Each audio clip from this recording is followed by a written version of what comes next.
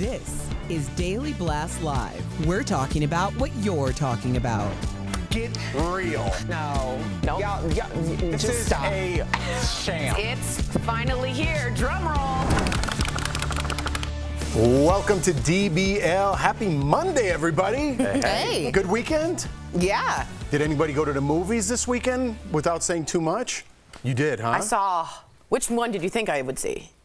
Well, based on how you're dressed. I know, I look ridiculous. But No, you don't. You look cute. I look cute. I went to Oppenheimer, and it was delightful. One of Nolan's best. Did you go inside or did you just sell bananas outside? I just sold them on the stand. Look, Banana. it's very summertime. I'm here for it. Thank you. Appreciate it. Yeah, so I don't think my kids would have had the stamina. I was in LA this weekend, so but this week it's definitely going down. Plus, they're like middle of the week movies, less folks in there. Well, let's jump into Let's it. do it. And Tori, there's always money in the banana stand. There's always money in the banana stand. That was a Arrested Development line if you guys didn't get it. All right. Absolutely. After all the hype for Barbenheimer, it turns out the two movies beat expectations and broke a bunch of box office records. So Barbie won the box office, taking in $155 million domestically. Meantime, Oppenheimer took in more than $80 million. So if you went to the movies this weekend, chances are you saw a lot of Barbie fans dressed up in pink, or Tori, and taking pics in the Barbie box. In fact, our very own senior producer, Karen, that's a great picture, Karen. you look That's so her in the cute. Barbie box. Adorbs. Like, yeah. That's how she works here, too, just in a Barbie Stands box. there. Frozen. Just in a Barbie box. So you did go. You saw Oppenheimer. Yeah. How was it? I'll just quickly tell you, if you like Christopher Nolan, you like The Dark Knight, those kind of movies, the darkness, the kind of intimate scenes. And it's all about Dr. Oppenheimer, who, if you didn't know, is the true story of the man who created the atom bomb. And he brought all the scientists, the best in the world, to Los Alamos, New Mexico. And they created the atom bomb. And it shows you how they did it and what they went through. And then it shows you doing the big test, the Trinity test, which actually hurt a lot of New Mexicans who were still there at the time. But anyway, what's interesting is the aftermath, which is 11 days after the atom bomb is dropped on Hiroshima and then Nagasaki. He goes and speaks to President Truman and feels there's blood on his hands. True story. And the famous line he's always said is, I feel I am become death. Now I become death, the destroyer of worlds. He couldn't get over what he had done and brought to the world because he was practicing Hindu at the time. And anyway, it's about his guilt. It's a character study about creating the worst weapon in the whole world and also trying to end the worst war in the world. It's fascinating. Yeah, it kind of. Does that make sense? Very much so. Yeah, and I think that's a really interesting angle. And again, and even that angle coincides with something I've always thought. And it seems purposeful that they make history so uninteresting. Like, think about how many people left their home on a Friday night to go see something that's part of recent history. And yet everybody's falling asleep in history class. How is that possible? Mm-hmm. Yeah. How is that possible? Even if you want to take it back to Saving Private Ryan, like, you can teach history in such an interesting way Totally. that people want to hear about it and think Through about music, video, multimedia. But yet we just sit there. George Washington had a tree, and I've never understood it. It's not really a conversation for access, but I've always just wondered how we make history so boring, but yet everything we look at is historical or based on something historical. Well, also the idea that history is very much living. I mean, you brought up what happened in New Mexico. There are survivors and ancestors of survivors who are very upset about this film. Very, very upset. Who are talking about, the ramifications of what did happen to their families and their homes. And they weren't all of that. warned, these people, exactly. about the test? So I think a lot of times we think of history and we think that it's something that is in the past, but there are people who can still account for it. And as it relates to Hollywood, really quickly, they used to test atomic bombs in Utah, and that's where they shot, in St. George, Utah, they shot John Wayne's last movie, a terrible movie called The Conqueror about Genghis Khan. Oh. And he played Genghis Khan. He played Genghis Khan, but everybody on that set, when they went back to Hollywood, they had to do some reshoots, so they brought in sand from that same area where the atomic bomb, and I think 90 of the 200 people on the crew passed away from cancer. Yeah. Including, The radiation is still yes, going on, yes. including John Wayne. And there are these things that impact history, impact art and film and Generations. like never discussed. Yeah. I don't understand it. It's fascinating. It is. I'm fascinated with that too. Well, speaking of bombs, Vanna White, she's dropping some bombs. It appears Vanna White is still negotiating her salary for Wheel of Fortune. Now there are reports that Vanna wants the same salary as Pat Sajak, or even more. Vanna said in the past that she wanted half of Pat's salary, which is allegedly $15 million a year. Meantime, Vanna has made $3 million a year since 2005. I think she should get a raise. Do you think she should make as much? You were clapping. She should make more than Pat Sajak? I was literally clapping for the fact that we did learn she hasn't had a raise in many, many years when Pat Sajak has. It's an optics thing. You know, does she make $1 gazillion right now? Yes, for anyone. So I'm not saying she's poor, but I'm saying the woman's worked every day, just much like Pat Sajak, same hours. I would increase her pay. Vanna White can get anything that Vanna White wants. Otherwise, Vanna White can walk, and we know she's good at that. Let me just be very, very and touching clear. the letters, that's right. Yes, be very clear about this. This woman has been a part of this franchise. No one thinks of Wheel of Fortune without thinking of Vanna White. Yes, of course, Pat Sajak, but he about to be gone. Al always asks about the Girl Scouts and where is the money. I want to know, Wheel of Fortune, where is the money? Because this show has been on the air for a cajillion years. They are not giving these $1 million prizes. In order to win $1 million on Wheel of Fortune, do you know what you have to do? You actually have to land on the $1 million. You have to solve that particular puzzle. You have to take that $1 million banner with you to the final round, and then you have to spin the wheel again, and you have to land on $1 million again in order to win the $1 million prize. Two times. Most people are winning like a few $1,000s, maybe if you're good, like tens of thousands of dollars. Do you know how much money Wheel of Fortune has wheeled in over the course of decades? Give Vanna what she wants. Vanna has paved the way for Wheel of Fortune, and I think if she wants to stay, you pay that woman. Vanna paved the way for Wheel of Fortune? Yes, she absolutely did. She pounded the pavement, and you cannot take that away from her. I'm not. Well, let's have a little chit chat. Jeff and I are like, all right. I would ask you. Remember, we're all around the same age. We remember Johnny Carson, famous sidekick Ed McMahon. Should Ed have gotten the same amount as Johnny Carson? I don't know about this, Al. You don't know who Johnny I'm telling Carson you is? what I know who Johnny Carson is. Are you aware of Ed McMahon? I'm aware of Ed McMahon. Are you aware of his role in the show? You're such a lawyer. Yeah, you know what? All right, let's do it. So you're saying because Ed McMahon was the sidekick that he should not have been given a fair wage? I didn't say fair. I said equal to what Johnny's doing in terms of camera time, camera time. Okay, but and in if terms of Johnny talking Carson time. leaves and Ed McMahon takes over, is Ed McMahon subject to say, I want to make what Johnny Carson That did? depends on, are we saying Vanna's going to take over for Pat or Vanna's going to stay in the same role? Vanna's staying in her same So role, not and we take know over. why she's staying in the same role, because it's a heritage show, which means that she's a part of the heritage that's bridging the gap to whoever's going to be next, who apparently is Ryan Seacrest. So what you're They saying, need she's Vanna. not taking over.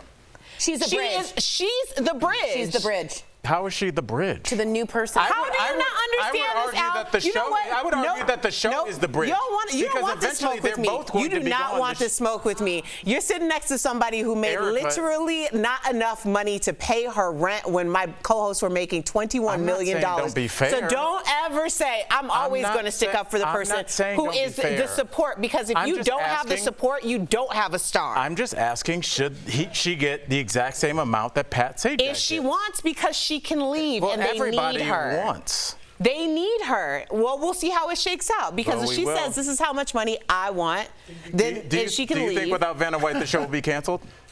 I don't think as many people are going to actually watch it. Absolutely not. Do you think it'll be canceled?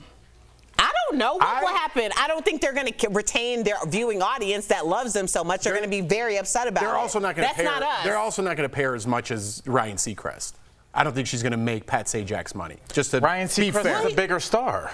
Just to be fair. I mean, we'll talk about this in the break. I'm sure we're gonna. So stick around for that. Check us out on YouTube. Coming up on DBL, our interview. Erica's still hot over here. I want to buy a vowel. It's Oppenheimer in here. With one of the most popular hand models in the world. How did she get this gig? Wow, she should be paid as much as the guy. Oh, never mind. And Jamie Foxx talks for the first time about his health. That's next. You don't want to go there. DBL. This show is amazing. There's a lot going on down here. I would have been part of the Mile High Club. Yeah. So on point. But I'm gonna have a conversation about what's happening now.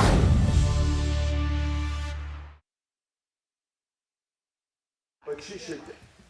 Yeah. So, Tori, you clapped when I said she should make the same or more. Do you think she should? What I was clapping for is the idea that Vanna White hasn't had a raise in 13 years or something. I'm paraphrasing, but something like that. You were clapping that she hasn't had a raise? I'm saying that is unequitable and unfair compared to what Pat Sajak is getting. So I am happy that the network is understanding the power of Vanna White. She's right. Wheel of Fortune and Vanna White go hand in hand. Absolutely. Do I think they should make the same?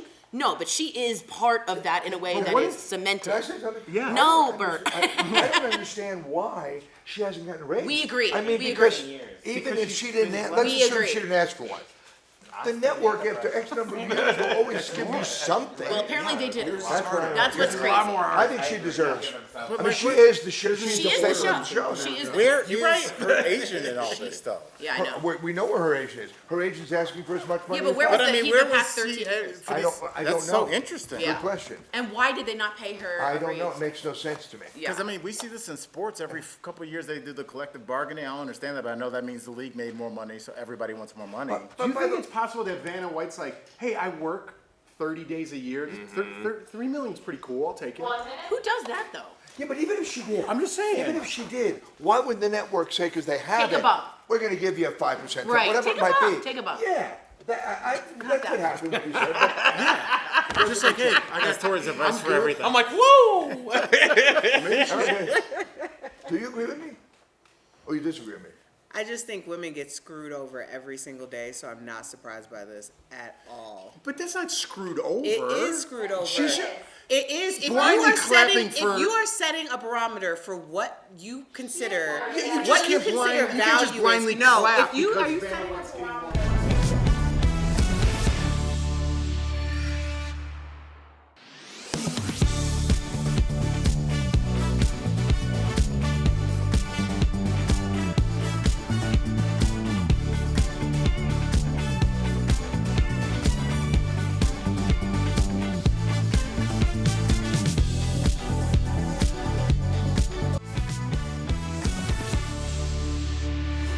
Welcome back to DBL. That conversation still heated. All right, so let's get on to Jamie Foxx. He's broken his silence on the mystery illness that sent him to the ICU back in April. While Jamie didn't disclose exactly what happened to him, he explained why he stayed silent for so long. Let's watch.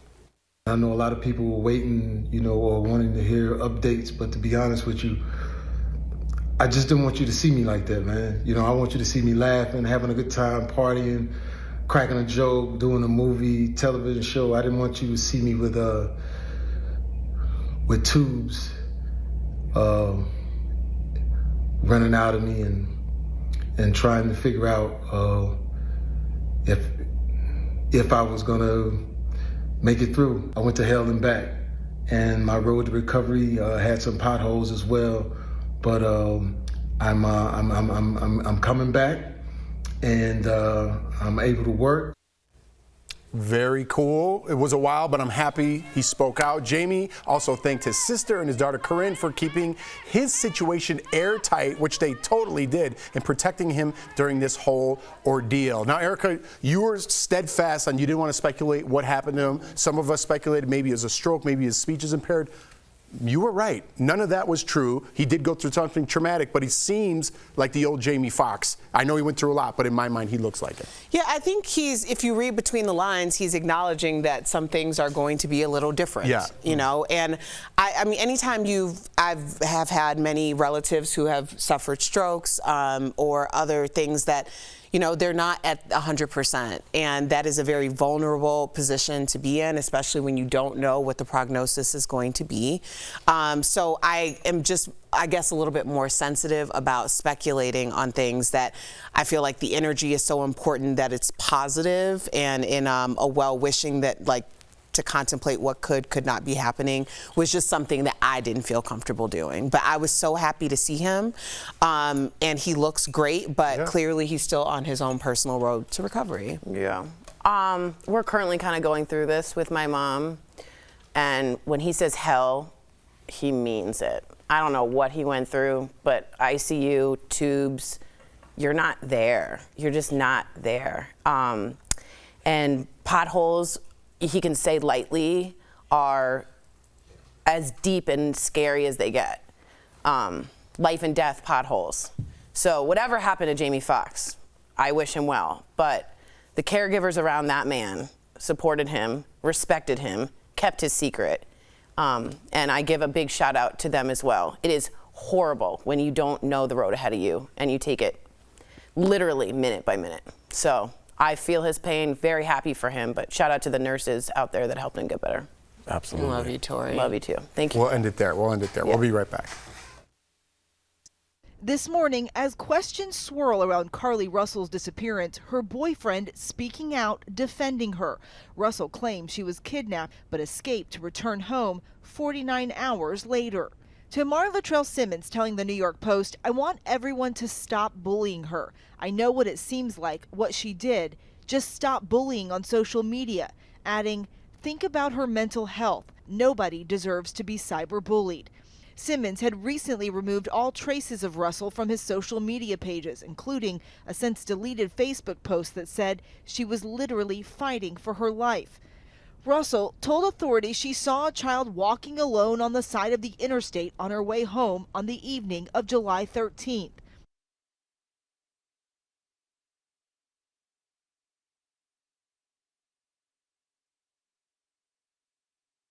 The 25-year-old nursing student saying a man and woman forced her into multiple vehicles blindfolded, but eventually she was able to escape through some woods.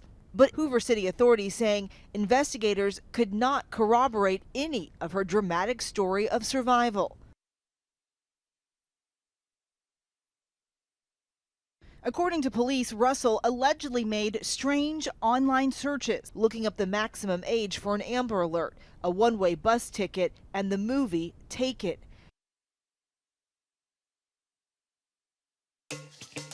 Are you skeptical of headlines and what you see on social media?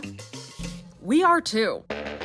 The Verify newsletter helps you distinguish between true and false information by answering your questions. It provides fast facts on trending topics, spotlights major stories, and even includes a daily fun fact for all those trivia buffs out there. Get Verify's fast facts delivered every weekday to your email inbox. Go to verifythis.com/email to check it out.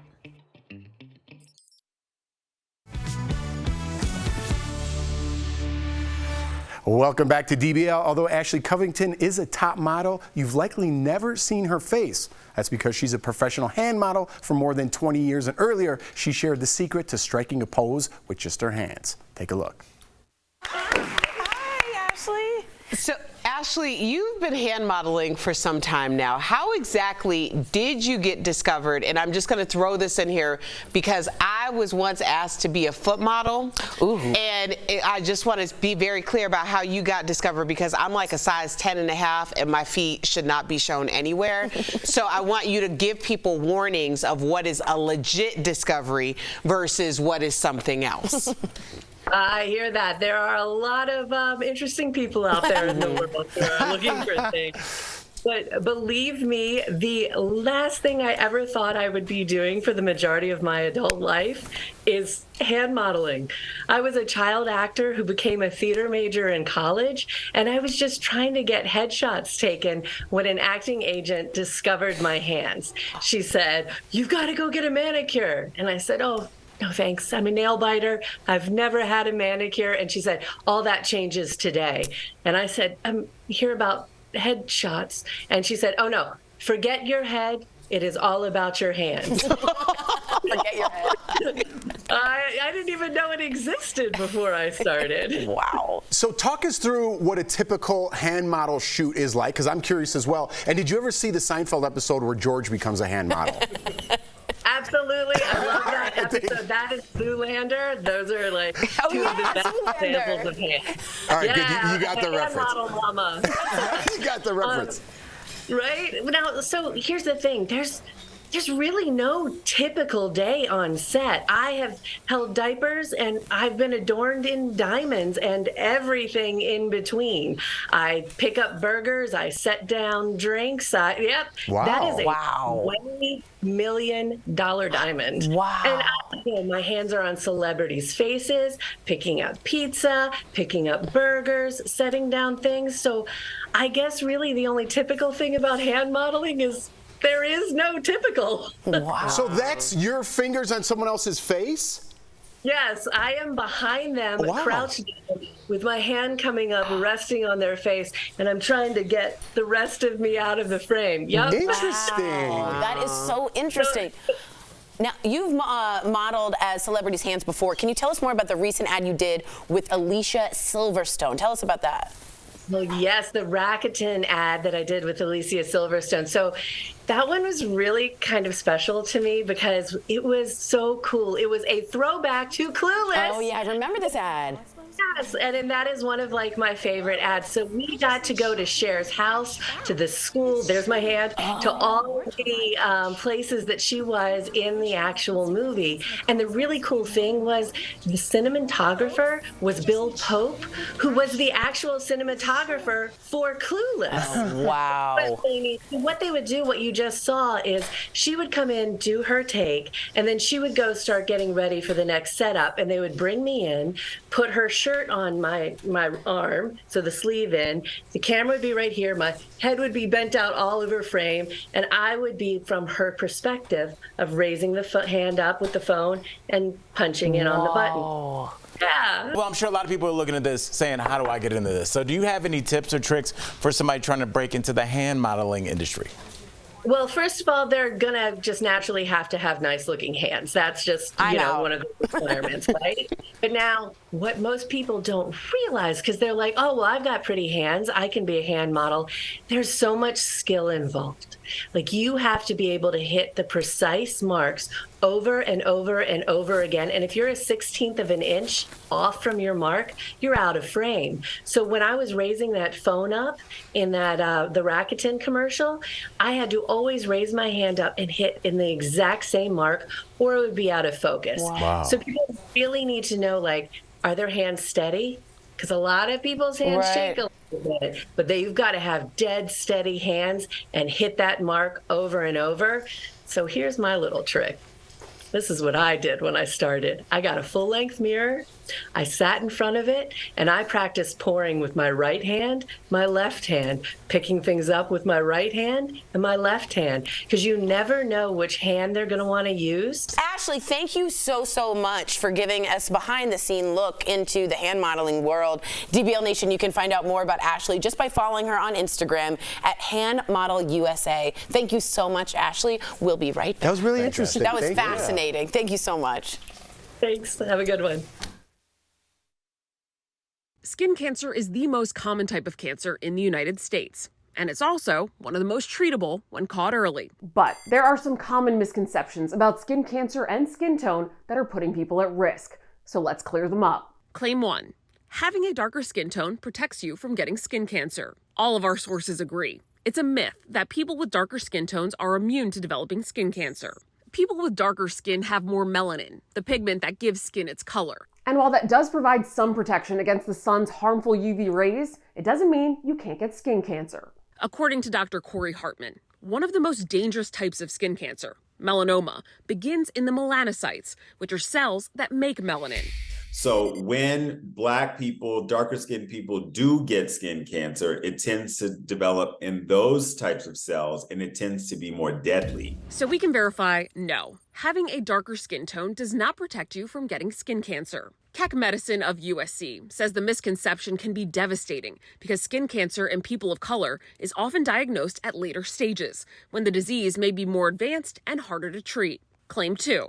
Skin cancer is harder to spot on darker skin tones. That's true. Medical News Today says cancerous growths are more noticeable on people with lighter skin tones because they tend to be a different color than their surrounding skin. But in individuals with darker skin tones, these growths may be the same color as their skin, making them harder to detect. And those cancerous growths might appear in unexpected places. Darker skin has more melanin in concentrated areas, like around the nail beds, on moles on the palms and the soles. And those are areas that people don't necessarily think of to look for skin cancer. So we can verify, yes, skin cancer is harder to spot on darker skin tones. The American Academy of Dermatology says that people of color and people with darker skin tones should check their skin from head to toe every month for signs of skin cancer. Look for dark spots, growths, or darker patches of skin that are growing, bleeding, or changing in any way. A sore that won't heal, or that heals and returns. Patches of skin that feel rough and dry, or a dark line underneath or around a fingernail or toenail. And no matter what your skin color, our sources say everybody needs to wear sunscreen every single day. With your Verify, I'm Ariande Till. The personal care market for men is expected to grow by $80 billion over the next 5 years. Let's connect the dots. Gone are the days of 3-in-1 shampoo, conditioner, and body wash as men embrace the concept of self-care. It all started with the facial hair boom of 2015. According to YouGov, about 6 in every 10 men had a beard, and grooming it became a priority. Fast forward to the rise of TikTok in 2019, male influencers began sharing their tips and tricks for all things male beauty. The publication Cosmetics Business reports a 400% increase in TikTok videos surrounding male skincare. And perhaps the biggest shift recently, men are now embracing the Botox and getting fillers along their jawline. But it's not all superficial. Overall, men are becoming better educated about their own health in order to prevent future problems like skin cancer. And that is connecting the dots.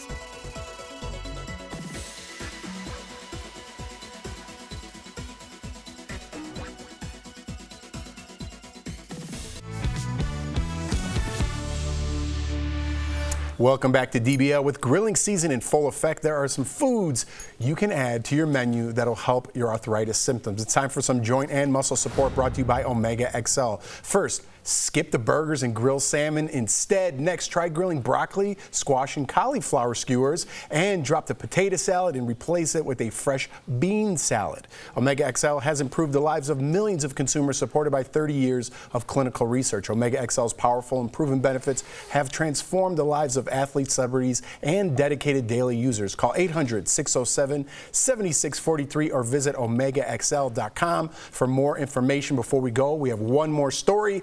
Lisa Rinna bared all on Instagram over the weekend. That's it. Lisa, who is 60, posted this selfie in the buff. She claimed Moira Rose, I'm taking a peek up there, good for you, from Schitt's Creek was her inspiration. In one scene from the TV show, Moira tells Stevie to take as many naked pictures of herself now because she will look back on them with much kindred eyes and say, my God, I was a beautiful thing, and this is a reason to pose naked on the internet. I was going to say, that's a weird pull. Yeah. Yeah, I don't know. I'm waiting for somebody to just own it. Just be like, I've looked good. Well, she's the queen of saying, own it. Own it. But did she need to pull a TV line, or could she just post a picture? She just wanted to post the picture. Yeah. Just say this is 60. Yeah. This is 60. This is me. I'm not going to be on your screens this fall. That's right. Either way, good work. See you tomorrow.